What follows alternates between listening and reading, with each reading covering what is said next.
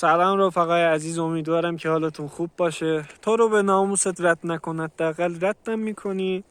یه لایک بذار که واسمون دلگرمی باشه. بنده یک کشاورز از قسمت شمال غرب کشور، شهر زیبای اورمیه هستم.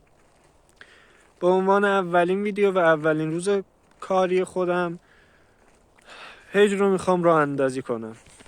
توی این مسیر قراره که سرمایه اولیه، بعد هزینه ها و درآمد رو باتون به اشتراک بذارم و زحماتی که طی این حدوداً شاید 7 ماه 8 ماه که میکشیم همش رو باتون به اشتراک بذارم تا شما ببینید و لذت ببرید.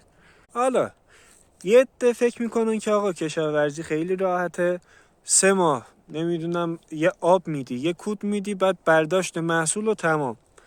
ولی متاسفانه دوستان خیلی چالش های زیادی داریم باشون دست و پنجه نرم میکنیم. یکیش همین هرس اولیه باغه که از تقریبا اواخر پاییز شروع میشه تا اوایل بهار. بعدش نوبت سمپاشی و فلان و بیسار میرسه که اونا رو دونه بدونه قراره که داخل پیج قرار بدم.